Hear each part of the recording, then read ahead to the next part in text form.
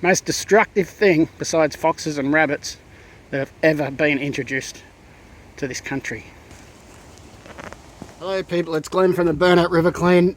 I'm a bit puffed. I've come into the mangroves here and I've had a look around, so I've decided I'd quickly film a little bit. I've got about an hour of the run-in tide, so you can see behind me there I've come in a little bit, and I'll take you over and show you some of the steel I've just located. There's a bit of digging involved, but that's why I've got my trusty pinch bar. I carry this thing everywhere. You've seen me freak out when I've lost it before, so let's go and have a look and see what sort of things we can find today. In the mangroves now, and I've already pulled a few little things out. There'd be 100 kilo there. You can see this tide coming in, so once it gets a bit higher, I'll bring the boat around and bring it right up to here, and then I can just chuck it straight in. What an easy day. I was over here digging around earlier, and I noticed a number of spiders, so I've decided to put my gloves on, which I really very rarely ever do. But in Sydney, they have a spider called a funnel web spider, and this is its absolute domain. But we're in Queensland, and I don't think that these spiders, these funnel webs, live in Queensland. But you can see the eggs and stuff I've upset. I try to bury everything back. Once I've pulled this bit of steel out, I'll bury everything back in there, and you know, I don't like to upset anything, but this bit of steel is cash money and it's been dumped here, so I can take it, I suppose. You see here, there's just steel everywhere, and it's just in a pile of dirt. It's like digging for poor man's gold, but it all adds up, and this piece here would weigh a few kilo, like probably 20 kilo alone just for that. It's like some sort of a coupling. There's a few bits there that I've shoved in there now, but everywhere I dig in these mounds of dirt, I'm finding large pieces of steel, and that's pretty cool really, because this steel's just been, like I said, dumped here, and now I can turn it into cash and put it towards my charity, the Burnout River Clean, and go and remove plastics and stuff from the waterways, because I don't get any funding at all. So it all adds up for me. So I can slowly start to dig this out too. I'll clean these bits off before I take them into the scrapyard, get the dirt off them. But I'll just chuck them there. You can see that steel's just piled up behind it. Pretty crappy way to make money, but it's cash money, like I said, and it's going towards the charity. So it's better than sitting around doing nothing. You can see in amongst all this just general frickin' waste that people have chucked here, they've dumped this steel. See it in there's sheets of it everywhere. So I'll pull a bit of it out and throw it down the hill so I can collect it. Well, it's not really a hill, it's about 3 foot to the bottom. And it all adds up, all these little bits. They're all a kilo and 2 kilo and 1 kilo for that bit. But I just don't understand why this has been dumped here to start with, because steel's actually worth money, and it's not as though it's been dumped here as a riverbank support or anything like that, because they're just in mounds, random mounds all over the place. Anyway, I'll keep having a look and show you in a minute. So there's more pieces here. These are big pieces too. Look at this piece. Oh yeah, that's about 20 kilo. We'll chuck that one down there. Then it just keeps coming out, hopefully. Yeah. So the big pieces are just coming out of this mound here. And again, I'll just take all the pieces out and then fill her up with dirt. Move on and try to find another part. This little fella, this is thanks to Hawaii, I think it was. These little fellas come to Australia in the 70s or the 80s. Someone had a brain fart, bring over a box full and thought, these things will eat the cane beetles. So anyway, they released them into the cane fields, and guess what they worked out after that? They can't climb. So it was a really clever decision. Seems the Australian government make a lot of those.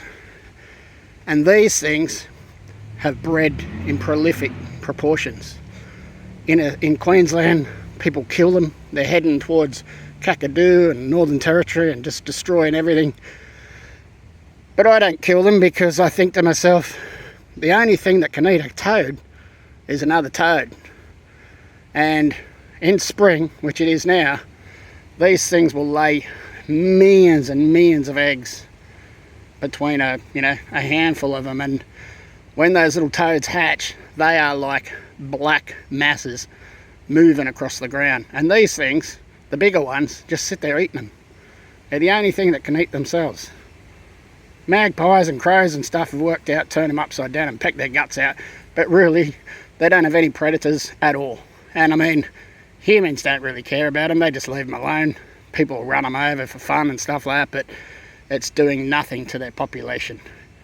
They used to be huge, but now they've ended up about this big. You can see how big this one is, probably because there's so many of them. But yeah, most destructive thing besides foxes and rabbits that have ever been introduced to this country.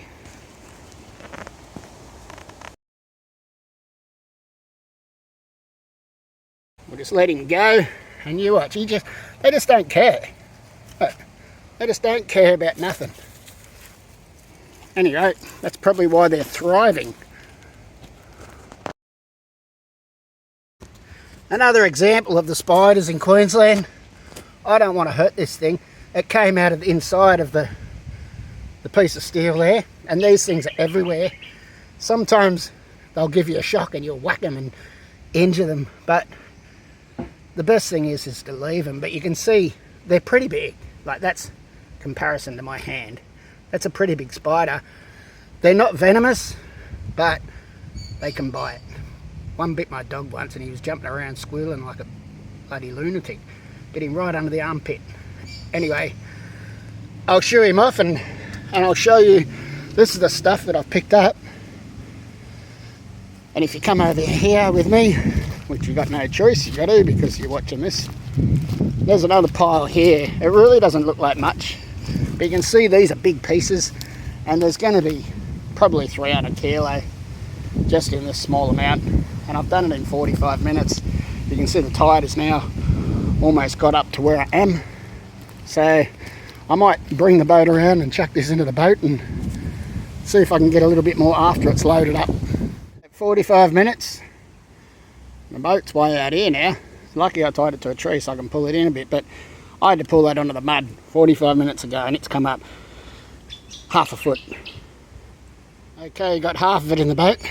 Got the boat up nice and high in here, so I'll go and get the other lump over here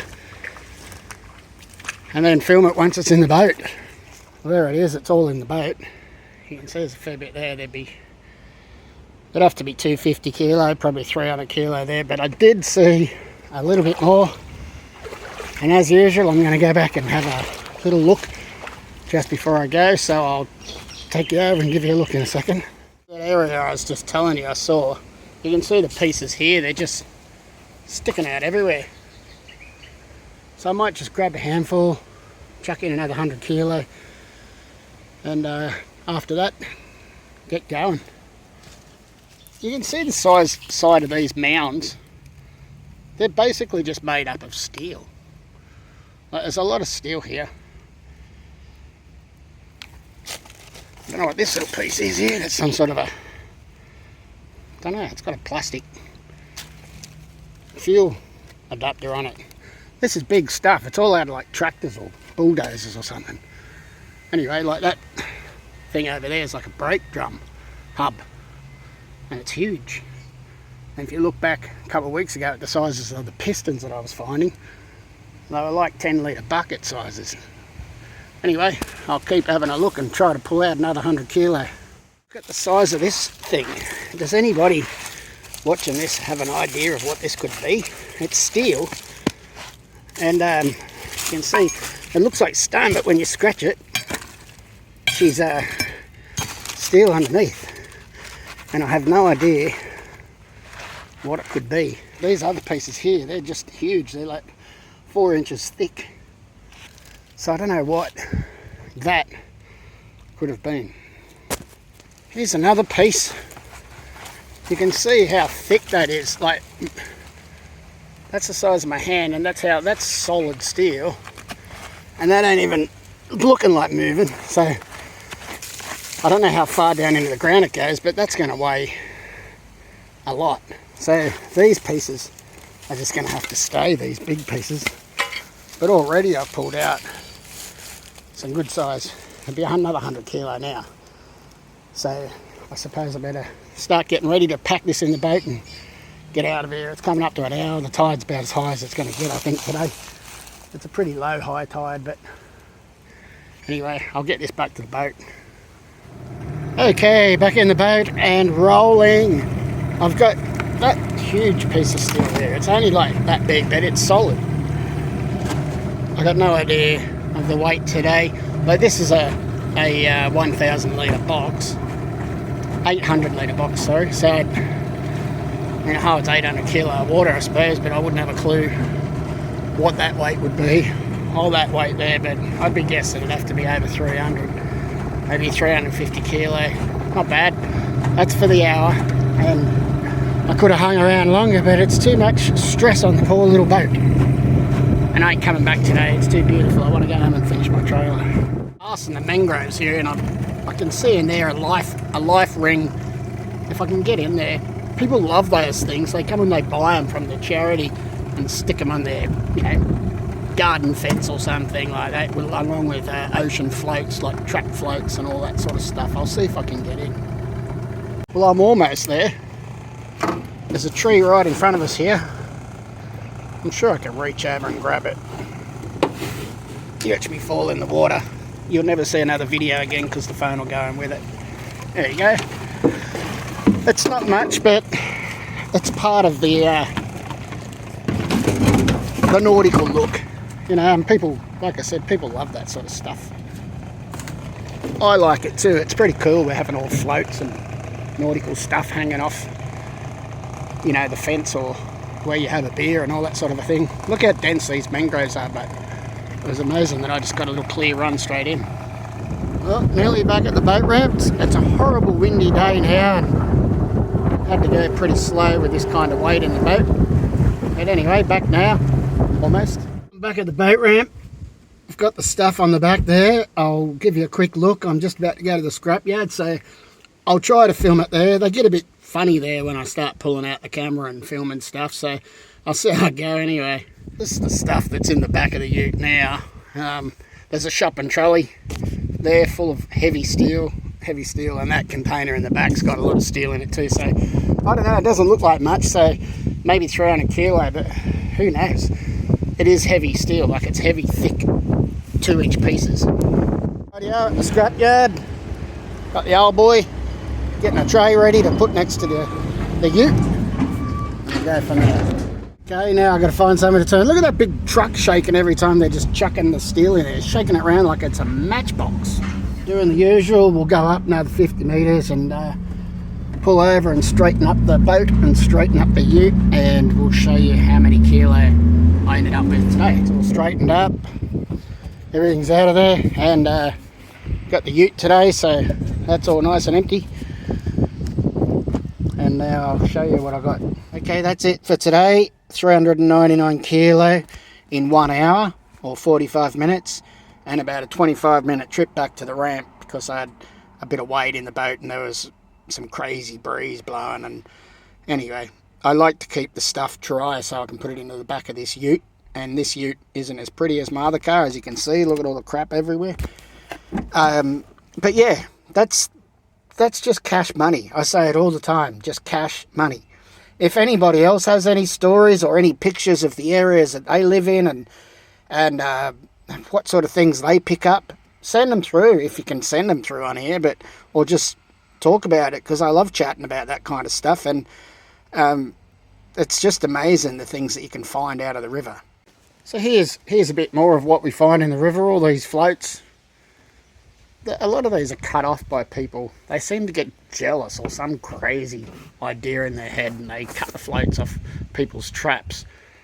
But all that's doing is leaving a trap in the river that's ghost trapping, and putting them in a position where if they get caught they're either going to get into a lot of trouble from the person that owns the trap or a lot of trouble from the fisheries, because it's against the law. These bins are out of the river. I utilise those and use them for all sorts of things. Got the chook here. There's a side of a boat. I don't know how that happened. That was found after the flood, so maybe the boat's been smashed against a pier or something like that. The current in the river was doing like 80 kilometres an hour. That's 50 miles an hour, so the force would have been pretty hardcore. More floats. A lot of thongs here, rubber thongs, flip-flops, whatever you want to call them. More rubber shoes and stuff like that. Another box.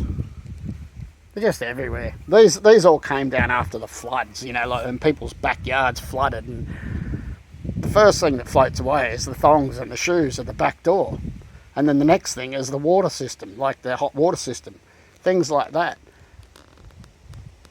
Find a lot of these yellow boys, or as the Americans say, buoys. Like, that's a large size, that one. And it's complete with the brass fittings, or stainless I think they are, that run through the centre there. All ready to go, hasn't got a hole in it. There's another shopping trolley. That's the other boat that I use, the larger one. And then when I come around here, you can see all the crap that I accumulate, and this stuff all ends up at the tip weekly. So this will be all cleared out within a few days, except for that big white box there. Look at it. I had someone donate these cans the other day, which is always good because they're 10 cents a can. So even it's half a bin full, there's probably still $15 or $20 worth of cans in there. So it's just great that people try to help and donate money.